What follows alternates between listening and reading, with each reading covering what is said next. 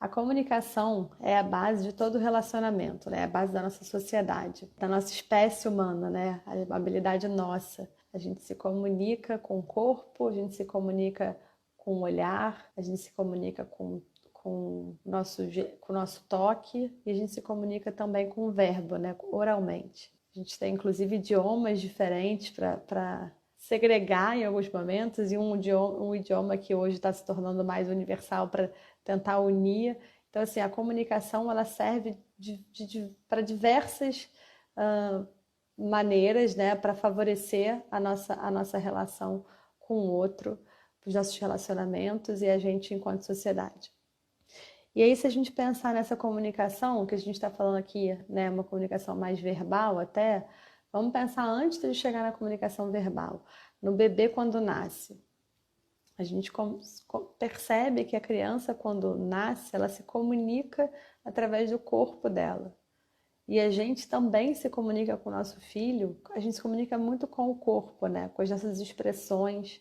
A gente percebe através das expressões da criança muitos dos sentimentos, de como ela está, se está com sono, se está com fome, se está com dor. E a mesma coisa a criança da gente. A criança observa e imita o nosso comportamento o tempo inteiro. E ela faz isso na tentativa de ser como a gente é. O bebê, mesmo o bebê recém-nascido, ele tem essa imitação, tem uma razão, né? Dele tentar ser o que a gente é, dele tentar fazer o que a gente faz. Então, se a gente pegar um bebê muito pequenininho, né? Que às vezes a gente faz um barulhinho, faz um som e o bebê imita a gente. Essa imitação, ela não é sem intenção. O bebê, de fato, está tentando imitar a gente. Às vezes a gente percebe uma empatia na expressão facial, né? A gente faz uma cara de susto, o bebê faz uma cara de susto junto. A gente faz uma cara de medo, o bebê faz uma cara de medo. Então, isso vem desde que a criança é muito pequenininha, recém-nascida mesmo, a gente consegue perceber algumas coisas. Então, aí já nasce essa intenção de comunicação, essa intenção de ser como a gente.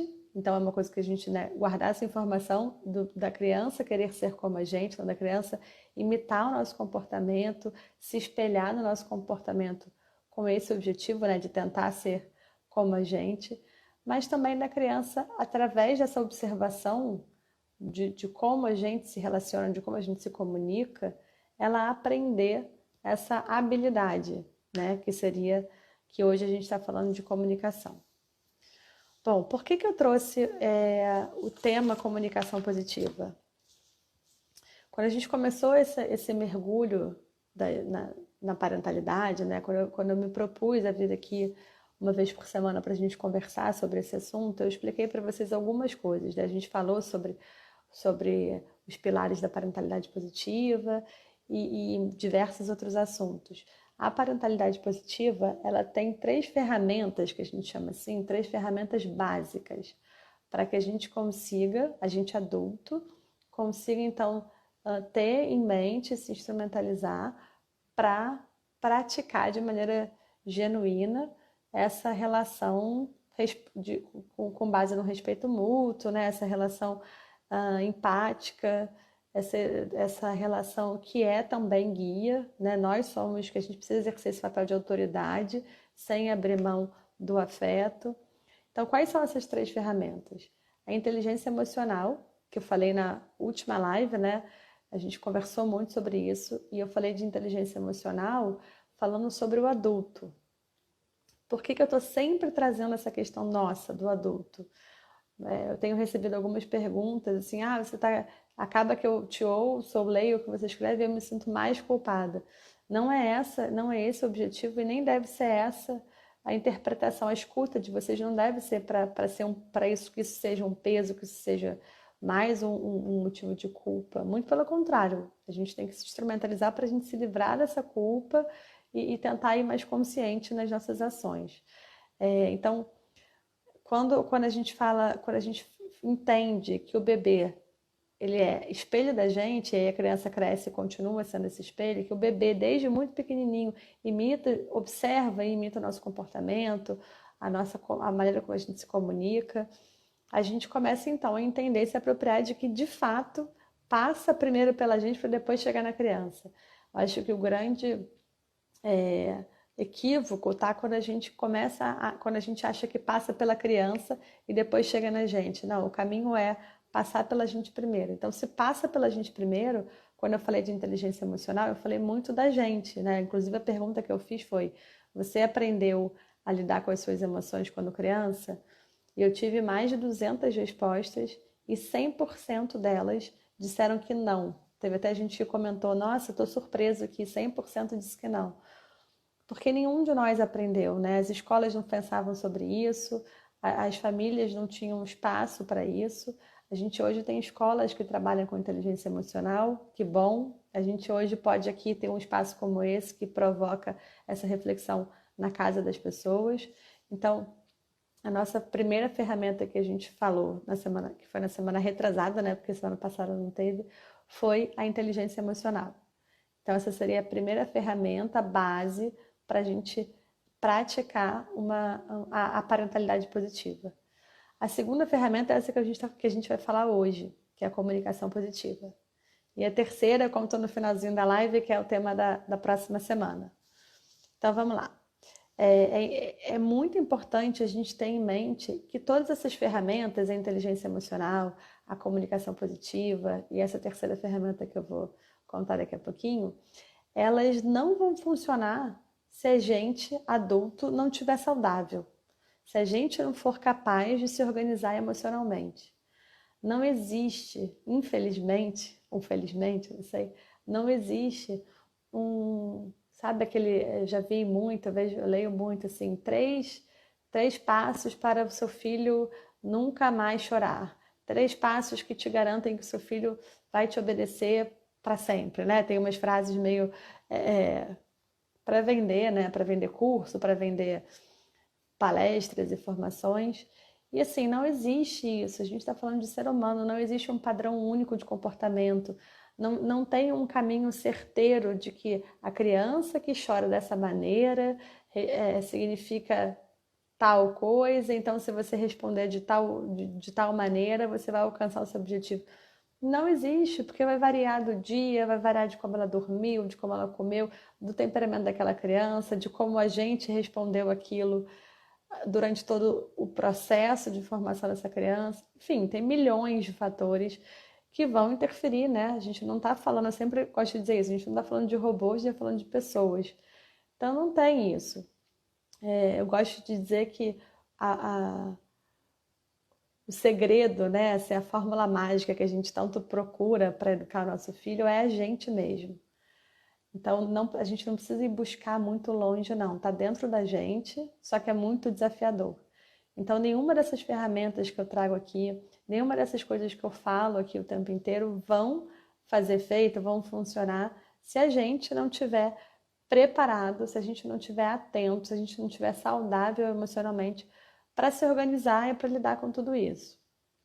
Por isso que eu falo muito aqui do autocuidado, do autoconhecimento, um autocuidado que vai para muito além de fazer a unha, né, de fazer o cabelo, um autocuidado que passa pelo respeito nosso com a gente mesmo. A gente está falando de respeito mútuo nessa relação adulto e criança, mas e o respeito que a gente tem com a gente mesmo, né? Como é que é o nosso olhar para a gente mesmo? A gente se pune o tempo inteiro, a gente se recrimina o tempo inteiro, ou não, a gente consegue valorizar as nossas ações, a gente consegue reconhecer os nossos esforços, é um pouco sobre isso. Passa por isso, a maneira como a gente olha para a gente, como a gente lida com a gente, vai refletir na maneira como a gente olha e lida com o outro. E aí, no caso aqui que a gente está falando, o outro seria a criança, né? E quando a gente fala de comunicação, como eu falei no comecinho aqui, a comunicação ela é a base para todos os relacionamentos, é a base da nossa sociedade. Então, é uma ferramenta, a inteligência emocional, a comunicação positiva, elas são ferramentas importantíssimas em todas as relações. A gente vai focar aqui na relação parental, mas eu sei que tem gente que acompanha aqui que não tem filho, eu acho que dá para a gente replicar tudo isso em todos os relacionamentos, com os parceiros, com as parceiras, no trabalho, com os nossos pais, com os nossos irmãos, com os nossos amigos, porque é entender é entender o quanto que a maneira como a gente fala, o que a gente fala, como cai aquilo para o outro, né? E aí praticar empatia para a gente conseguir se colocando no lugar desse outro. Bom, voltando aqui ao filho. Então, se a gente entende que primeiro passa pela gente, então a maneira como o nosso filho se comunica, na verdade, passou primeiro pela maneira como a gente se comunicou com ele. E que essa criança, ela tem a intenção, ela observa o nosso comportamento o tempo inteiro, ela imita o nosso comportamento o tempo inteiro. Na tentativa de ser como a gente, isso grita muito, muito mais, né? Eu falei outro dia sobre isso, como é difícil, eu acho que como tá difícil nessa pandemia mais ainda, a gente tá em casa todo mundo junto. E por que tá difícil, né? Porque antes disso tudo, talvez a gente conseguisse esconder debaixo do tapete algumas coisas, e algumas coisas sobre a gente mesmo, né? Talvez a gente conseguisse esconder as nossas ansiedades, o nosso temperamento mais explosivo, as nossas angústias, a nossa impaciência. A gente tinha tanta coisa para fazer, a gente estava sempre tão atarefado e cada hora num lugar, indo e vindo, que a gente podia esconder ali e fingir que não viu, né? A nossa criança estava tendo um comportamento igual ao nosso, mas a gente não via, porque estava cada um num canto, ou no trabalho, ou na escola, ou arrumando a casa, enfim. A gente não estava ali olhando para isso o tempo todo. Só que agora a gente está todo mundo na mesma casa. E como eu sempre digo, né, as crianças são espelhos da gente. Então agora a gente está 24 horas por dia com esse espelhinho aqui, ó, da nossa frente, o tempo todo. Para onde a gente vai, eles vão atrás. Espelhando, muitas vezes, coisas muito ruins nossas, né? Coisas muito difíceis. Em geral, aquilo que a gente tem mais dificuldade em lidar com o nosso filho é o que a gente tem mais dificuldade na gente mesmo, em aceitar, em elaborar, em lidar na gente mesmo. Então, por isso é tão difícil a gente ver no nosso filho, porque a gente não quer olhar, né? Assim, uma criança que é mais impaciente, que é mais ansiosa, que às vezes tem autoestima baixa, que se diminui. Por que às vezes é tão difícil a gente lidar com isso? Porque a gente está se vendo nela. E aí a gente acaba olhando para questões nossas muito íntimas e né, que machucam ou que trazem memórias aí mais tristes, mais sofridas. E não tem como, agora não tem como escapar, né? Porque a gente está em casa enfim, estamos aí, um na frente do outro, tendo que olhar para isso. Então, de novo, né? Por isso é tão importante a gente estar atento e consciente. Hoje, em um dos atendimentos, uma pessoa me falou assim: Nossa, mas você está me falando como se fosse assim, é só isso que eu tenho que fazer, mas esse só isso é muito difícil. É muito difícil. É muito difícil, exige muita vontade de dar certo, né? Eu sempre digo que é uma escolha, porque não adianta o outro querer impor, não adianta a gente achar bonito, a gente precisa escolher viver isso genuinamente. Então, quando a gente se propõe a olhar para a gente mesmo, a gente precisa estar preparado e às vezes estar disposto a buscar ajuda, porque a gente vai se deparar, vai olhar para questões que a gente até hoje às vezes não quis olhar, não conseguiu olhar, mas é isso, né? Como eu falei no iniciozinho, se a gente não fizer esse movimento, a gente não consegue efetivamente viver uma parentalidade respeitosa.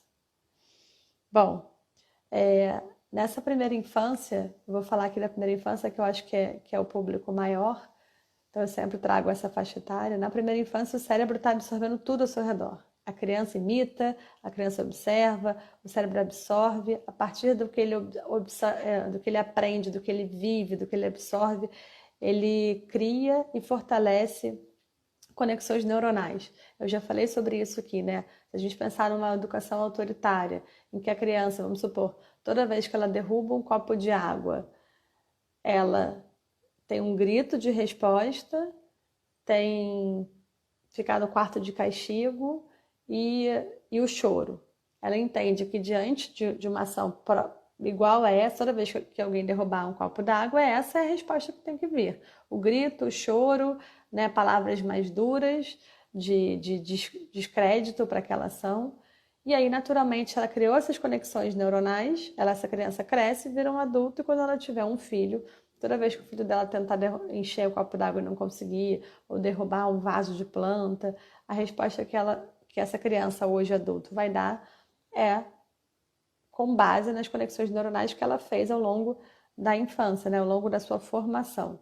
Então, cada ação que a gente tem com a nossa criança, cada resposta que a gente dá, cada experiência que a gente oferece para a nossa criança, forma novas conexões neuronais que são respostas que vão se formando no cérebro dela para que ela possa responder no futuro quando ela viver situações parecidas, que ela saiba responder no futuro quando for ela vivendo uma situação dessa.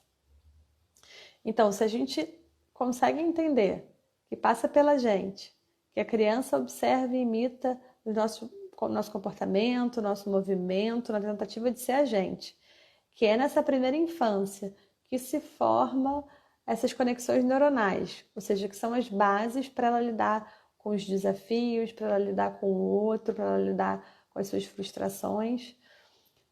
Olha como tudo está passando pela nossa comunicação, pela maneira como a gente responde aos desafios comportamentais, né? Ou a uma situação mais complicada, mais imprevisível. Quando a gente consegue, então, ser empático, ser sensível àquilo que está acontecendo ali, internalizar o que está acontecendo por trás daquele comportamento. Então, se a gente observa que uma criança de 2 anos de idade, todos os dias, depois né, da escola, agora está todo mundo voltando à escola, depois da escola, essa criança está mais irritadiça, ela chora para tomar banho, ela não quer jantar, ela está com um movimento, parece que ela está muito agitada, mas é uma agitação que não é uma agitação boa.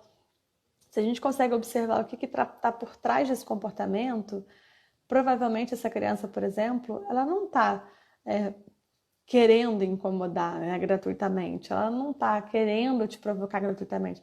Provavelmente ela está muito cansada, ela aos 2 anos de idade não consegue se dar conta de que ela está cansada, muito menos verbalizar que ela está cansada, então ela se desorganiza. Se a gente olha pelo que está por trás, a gente considera que ela está cansada da escola, que ela não quer tomar banho porque ela está cansada, que a falta de apetite é pelo cansaço, que essa movimentação corporal vem do cansaço. A gente então consegue responder com mais empatia, porque a gente tende, e também muito pelo que a gente ouviu, né, ao longo da nossa formação, a gente tende a achar que a criança está fazendo aquilo para irritar a gente, porque a gente também está cansado do nosso dia.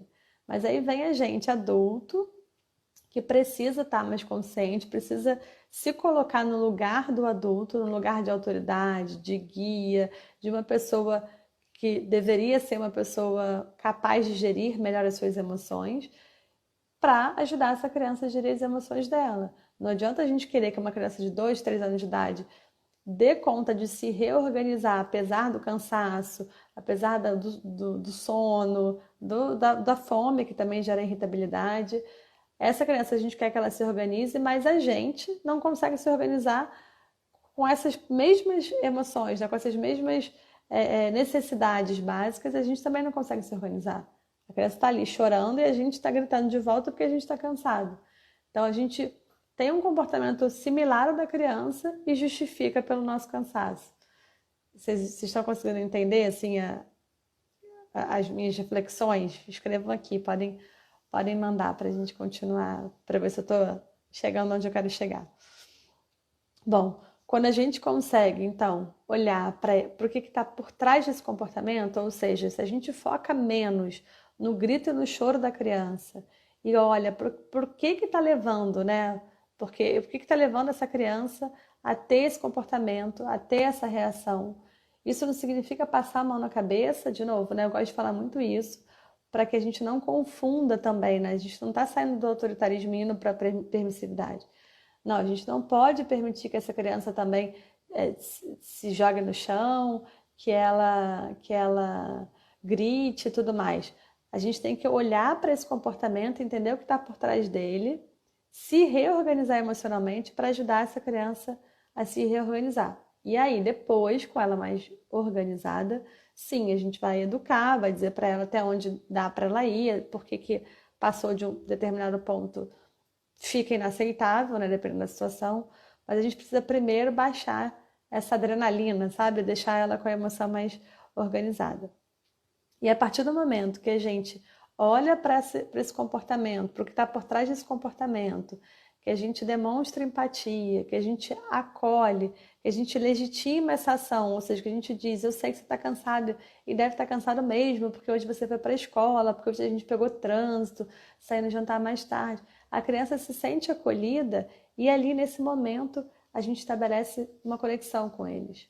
Naquele momento ele tende, o cérebro tende a colaborar e a ter uma escuta mais ativa para o que o outro fala, porque ele está se sentindo acolhido, né? Quando a gente responde com um grito, com a ameaça, com uma chantagem emocional, a gente está respondendo de uma maneira agressiva, né? De uma maneira mais violenta. E nessa mesma hora desperta na criança medo, insegurança, o cérebro para de querer colaborar, porque qual é a defesa do medo? É o bloqueio. Se a gente pode pensar em quando a gente tem medo de altura, o que acontece com a gente? A gente bloqueia e não consegue dar nem mais um passo. A gente paralisa. É isso que acontece internamente na criança. Ela está com medo, ela está insegura, ela bloqueia. E ela bloqueia a aprendizagem. Ou seja, ela não vai se educar. A gente não vai conseguir educar ela. Ela está paralisada, ela até para a ação dela, mas não porque ela consegue refletir, tirar as conclusões do que aconteceu e criar estratégias, sabe, para que numa próxima oportunidade ela faça diferente. Ela só parou pelo medo. Não teve aprendizagem nenhuma. Bom, vamos lá. Eu vou trazer algumas ações práticas que eu acho que chegaram até mim e eu acho importante para a gente entender isso tudo que eu estou falando, né? Deixa eu só ver a hora aqui.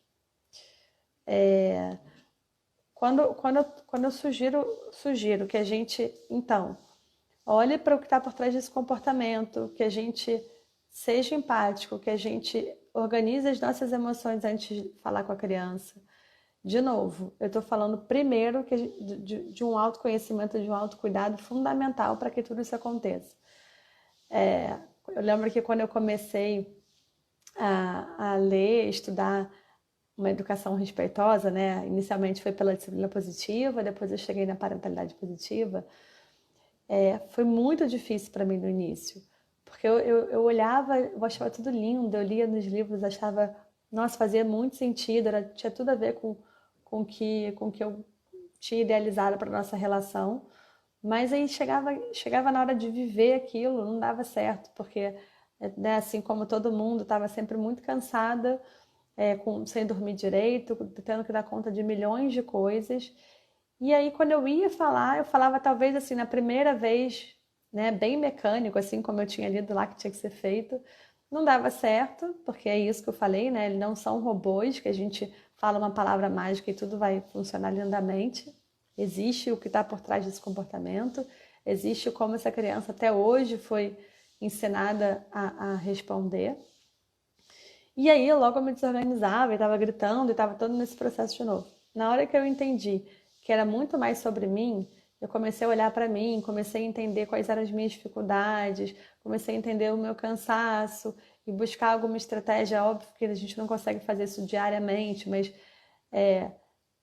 ter menos vergonha de ter esse tempo, né? O tempo que eu queria para mim, de encontrar uma amiga, de não fazer nada.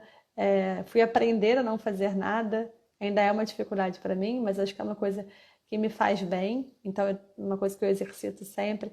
Na hora que eu entendi que eu precisava de fato me conhecer, reconhecer as minhas fraquezas e cuidar não só das fraquezas, mas também desses momentos que para mim eram prazerosos, quando eu comecei a ver que de fato eu chegava em casa outra pessoa depois que eu tinha um encontro com umas amigas, ou então que eu conseguia sair para jantar com meu marido, ou então que eu tinha uma noite de sono inteira, tudo funcionava melhor, eu comecei a ver que fazia sentido, né? E eu comecei a buscar mais isso sem culpa, porque a gente também, quando tem filho, começa a se sentir culpado quando a gente busca esses momentos, né? Como se a gente não tivesse mais direito a isso. E aí a gente fica numa confusão danada, porque a gente quer ser uma mãe boa, e aí para ser uma mãe boa eu tenho que me anular, só que aí quando eu me anulo, eu viro a mãe que eu não idealizei ser.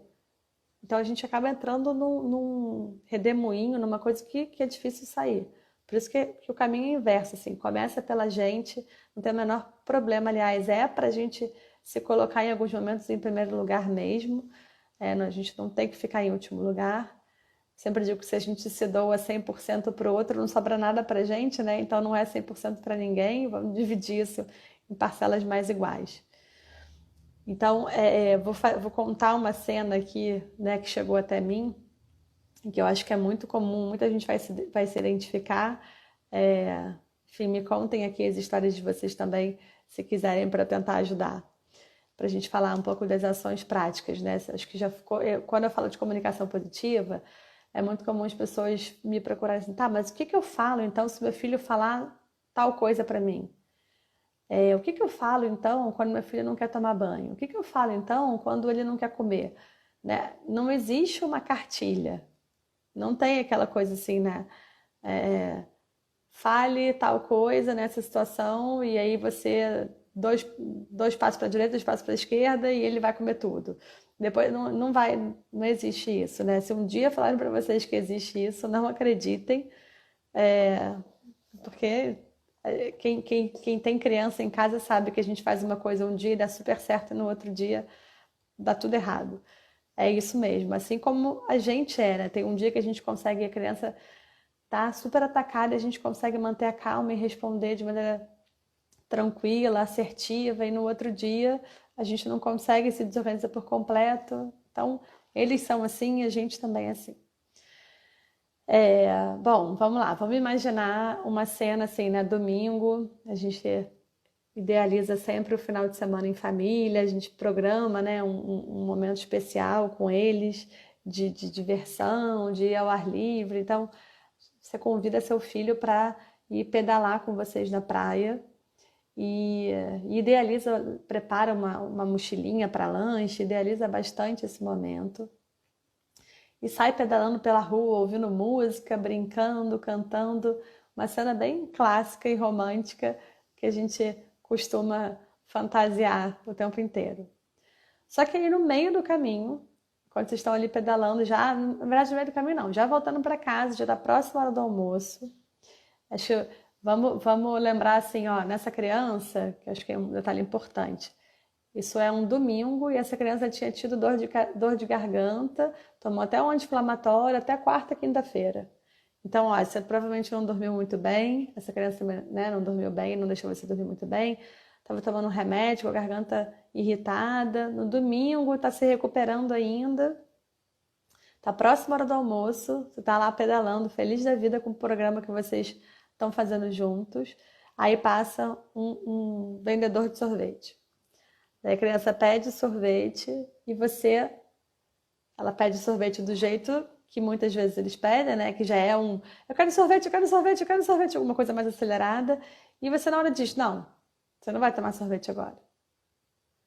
Provavelmente, apesar de vocês terem vivido aí um período, né? Pedalaram, foram pro parquinho, tiveram um momento super delicioso, esse não que a gente faz um não bem sonoro, né? Ou já muito incisivo, ou um não que não dá oportunidade para a criança, vai gerar grito, choro, esperneio. Então todo o romantismo da cena foi embora. E aí você falou não porque tem uma razão. Você falou não porque está próximo da hora do almoço, se ele tomar esse sorvete ele não vai almoçar. Você falou não porque teve dor de garganta e você acha que se ele tomar o sorvete agora, que ele não está tão bem, pode piorar a garganta, mas você só disse não. E a criança se desorganizou. E aí, como é que a gente responde a esses momentos, né? Fabiane, vai ficar salva assim a live. Como é que, o André me ajudando. Como é que você responde a esses momentos? Desse choro, desse grito, a maneira que a gente vai responder. Imagina, depois de a gente ter passado uma semana inteira sem dormir, porque a criança estava doente, ido trabalhar, né? Deixando a criança em casa doente, que é outra coisa que gera muito desgaste emocional da gente. Depois de você ter idealizado e romantizado aquela cena, a frustração que você está vivendo, de apesar de tudo que você programou, um sorvete passar, né? Parece que estragou todo o plano. Como a gente vai responder? É aí que vem o pulo do gato. A gente vai então deixar tomar sorvete porque não quero grito e choro, porque eu tô cansada, não tô afim de ouvir grito e choro? Não.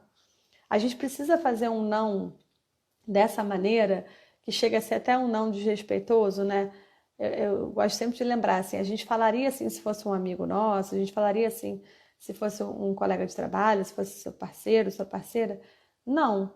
Se uma pessoa falar para mim que quer tomar um sorvete e eu não quero tomar um sorvete, eu vou dizer, ah, não, obrigada, eu não quero tomar um sorvete agora não.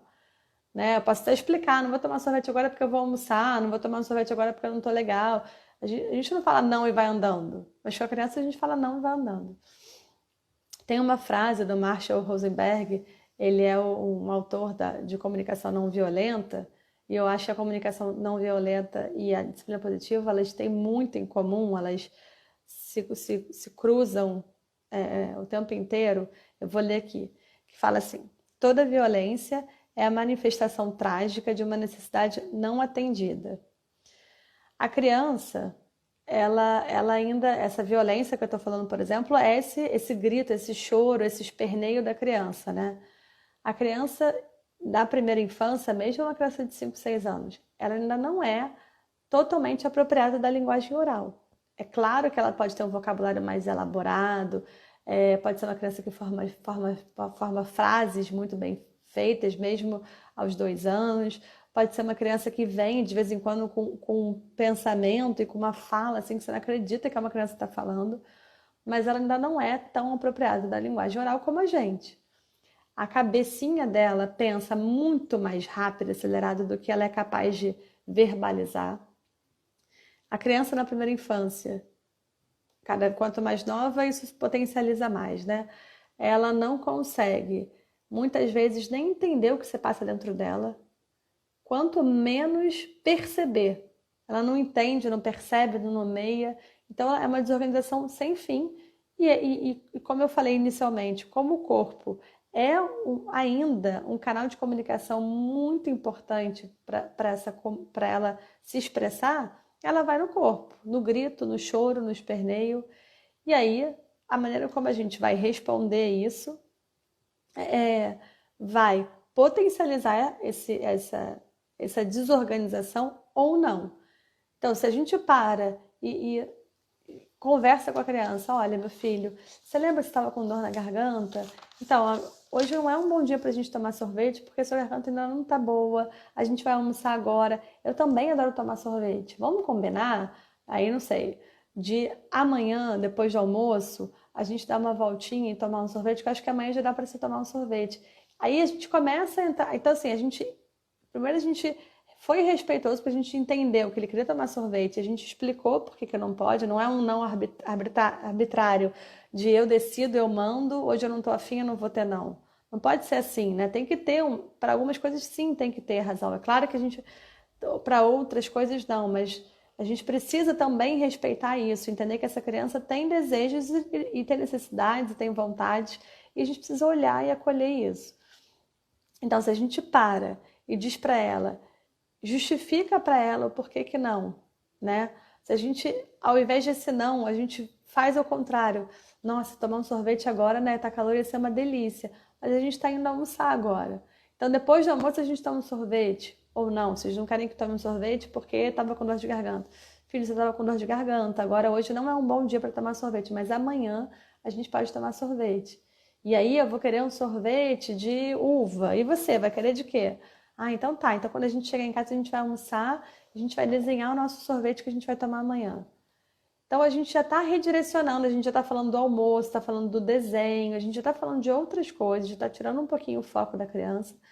Mas a gente está acolhendo, a gente está dizendo para ela que a gente também gosta de tomar sorvete, mas que a gente hoje também não vai poder tomar sorvete, porque vai ter o almoço. E aí, naturalmente, o cérebro tende a ouvir, né? A escuta fica mais ativa, fica mais efetiva, desculpa, a criança tende a colaborar porque o cérebro está mais suscetível à colaboração, né? Então esse não inicialmente gera essa desorganização que faz com que a criança tenha uma reação assim, de grito, de choro e tal. E quando a gente acolhe, quando a gente escuta, quando a gente legitima aquela ação, o cérebro tende a colaborar. A escuta da criança fica melhor e a compreensão fica melhor. Mas crianças de 2, 3 anos tem que explicar de formas mais curtas, sem discurso. Sim, mas você pode falar, Fabiane, isso para ela. Olha, você queria tomar um sorvete hoje, não vai dar, porque a gente vai almoçar daqui a pouquinho. Mas a gente pode tomar amanhã. A gente pode chegar em casa e fazer um desenho. E aí, nisso, a gente já vai direcionando para outra coisa, né? Na hora que a gente fala só o não, uma criança de 2, 3 anos, mais ainda do que uma criança maior, vai se desorganizar muito. Porque vai gerar essa resposta no cérebro. A Isabela colocou, às vezes parece que explicar e justificar é ainda pior. Aqui a gente tenta, mas a fase é de ter sempre gritos e choros bem doídos a cada não, mesmo justificados e respeitosamente dados. Então, eu vou falar sobre isso, Isabela, estou chegando lá. Como eu falei, né, não vai existir uma fórmula mágica, mas se a gente consegue, ao invés de falar não, ir acolhendo, né, então não é fazer o que a criança quer, não é ceder aos desejos, né, a gente precisa entender o que a criança deseja, o que ela precisa, o que é melhor para ela, isso a gente sabe. Então não é ceder aos desejos da criança, mas é usar a nossa inteligência emocional para a nossa sabedoria, né, nosso lugar de adulto, para a gente conduzir essa relação, conduzir e direcionar esse momento de uma forma melhor. Eu separei aqui, agora que eu vi que já são 10 e pouco, eu separei aqui alguns pontos que eu acho que vão ajudar vocês a entender um pouquinho mais da comunicação positiva. Isabela, talvez te ajude também aí nessa reflexão que você trouxe. Deixa eu só ver se... Bom, eu até fiz nos stories, né? Eu coloquei 6 pontos para uma comunicação positiva. Eu só vou esmiuçar um pouquinho esses pontos para ajudar vocês. Bom, ler o que está por trás do comportamento, né? Que foi o que eu falei. Um comportamento desafiador, um comportamento negativo, ele vem de uma insatisfação.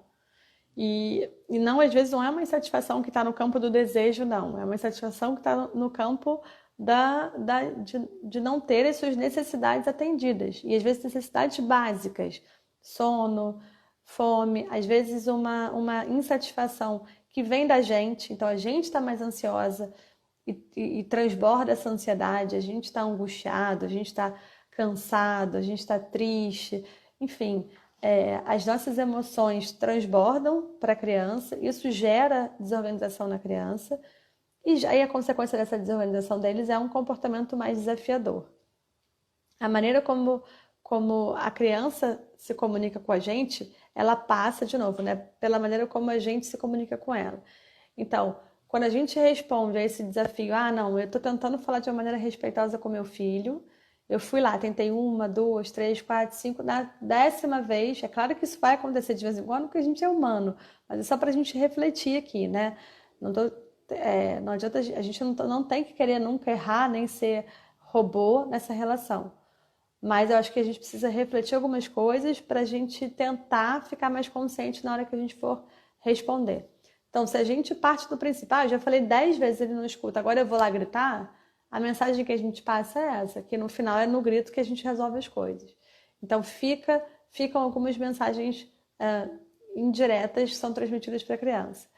Então, não existe uma coisa, tal comportamento é essa solução, é essa resposta. Mas existe o seu olhar para a criança, e aí é para a sua criança, é o seu olhar de mãe e pai para a sua criança naquele momento. Então, uma coisa muito particular de vocês que vai fazer com que você compreenda o que está por trás daquele comportamento. Porque às vezes, para mim, que estou de fora, vai parecer, está cansado porque chegou da escola.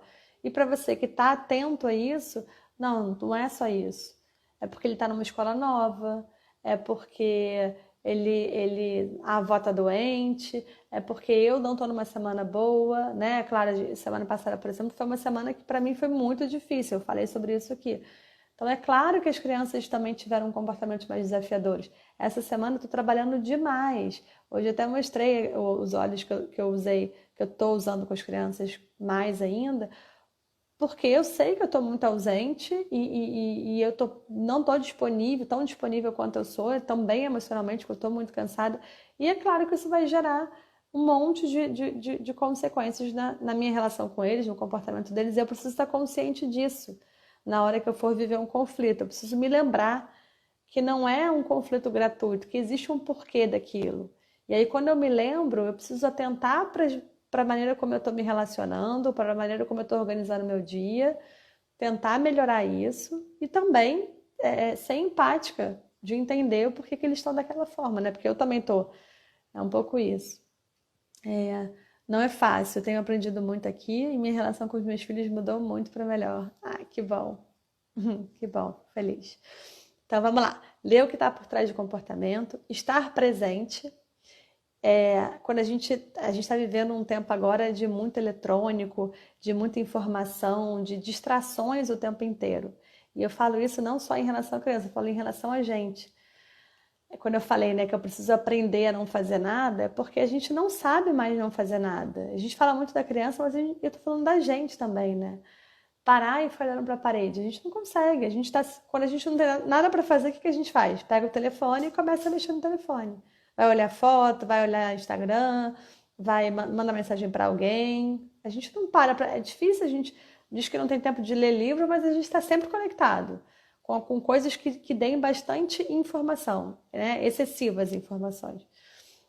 E aí, isso acaba distraindo a gente. Então, muitas vezes, quando a gente se propõe a estar na relação com a criança, né? Quando a gente fala, não, agora é o meu tempo com essa criança, a gente não está efetivamente com a criança. Porque a gente está com a cabeça em outra coisa, porque a gente está com a televisão ligada, porque o telefone está ali fazendo zzz, zzz, zzz, porque a gente está pensando em acabar o tempo que a gente propôs logo, porque eu tenho que, sei lá, lavar roupa.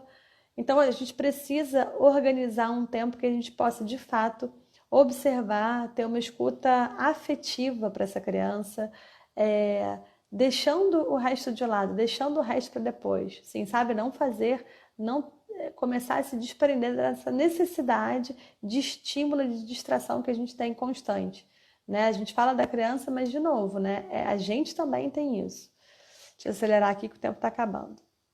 E aí, nessa estar presente, isso vai gerar quanto mais presença genuína a gente oferece para a criança, mais confiança, mais presença da criança com a gente, e mais liberdade de comunicação, da criança dizer o que ela sente, dela se permitir colocar, ser transparente nessa relação, e vice-versa. E a gente também de dizer, olha, hoje eu não estou legal.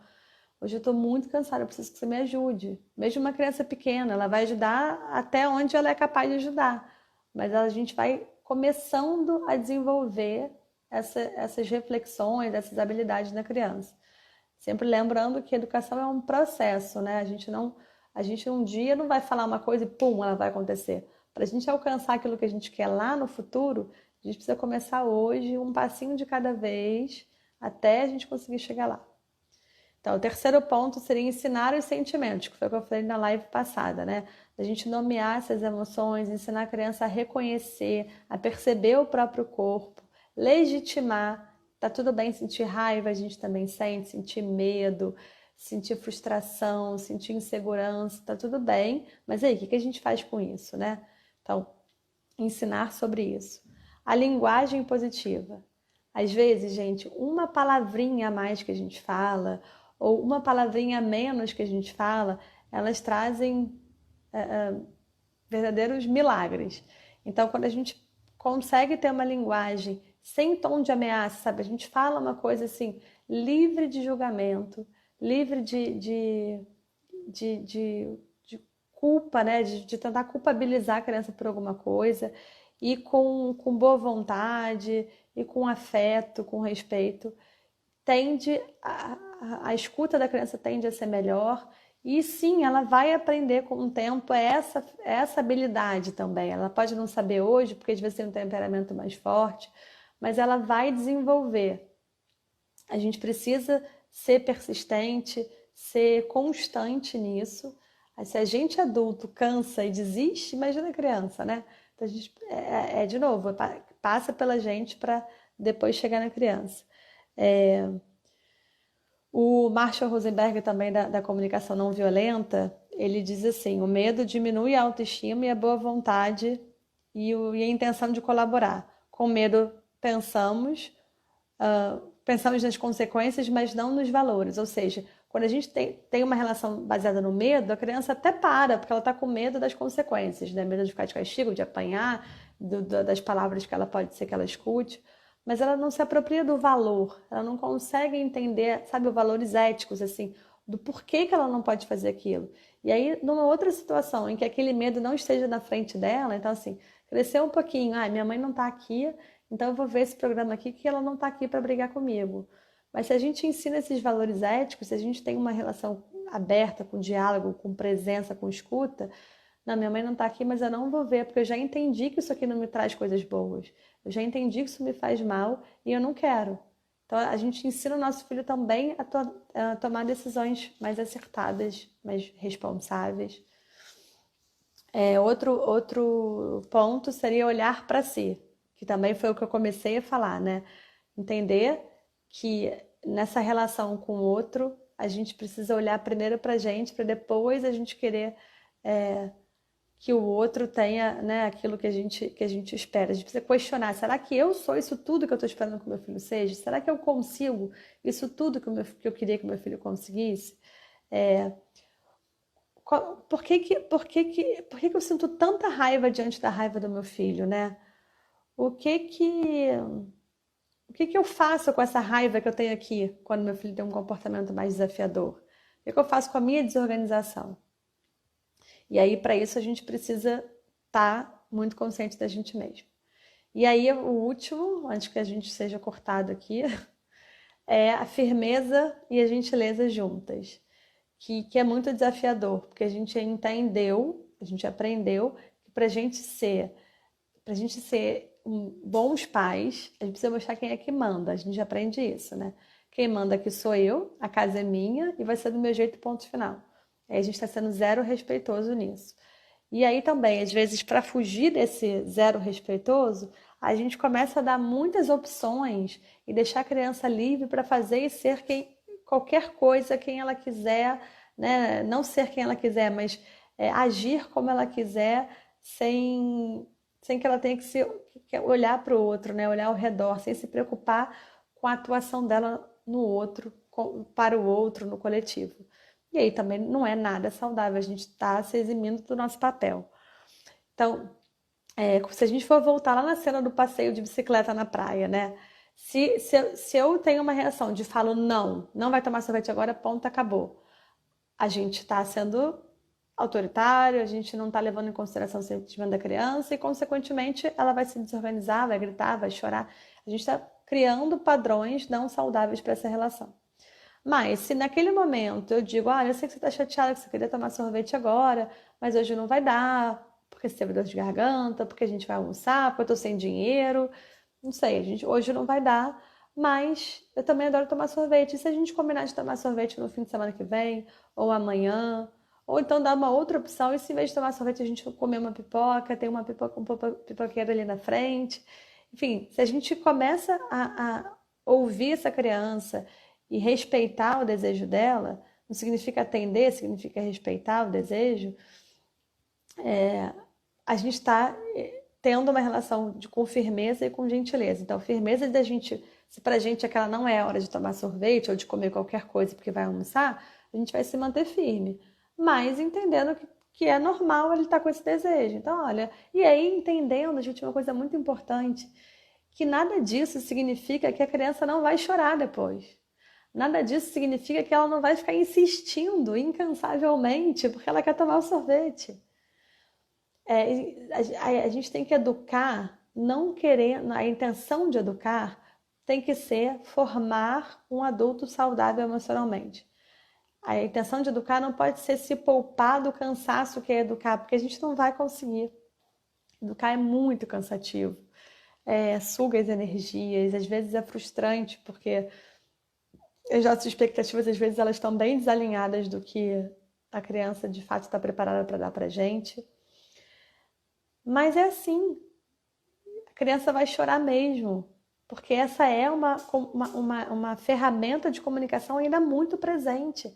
Aí não é só para crianças de 2, 3 anos, não. Claro que elas vão chorar mais do que de 6 e 7, mas elas ainda vão chorar de 6 e 7 também, as de 8, dependendo, né, da situação, dependendo de como as coisas foram lá caminhando até lá.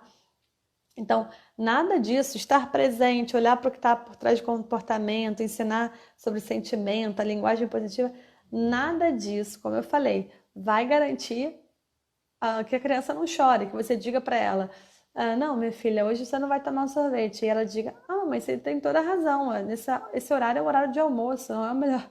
Isso, né, isso vai acontecer, gente. Pode acontecer um dia ou outro, né? Mas assim, não é o mais provável que aconteça. E tudo bem, ela está no papel dela de testar, de tentar entender, de querer, né, insistir no desejo dela, porque é o desejo dela.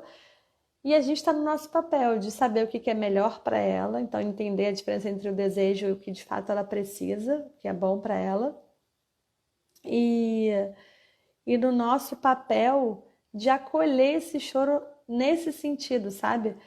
Olha, filha, eu sei que você quer tomar sorvete. E eu sei que não é legal às vezes ouvir, né, que a gente não pode fazer uma coisa.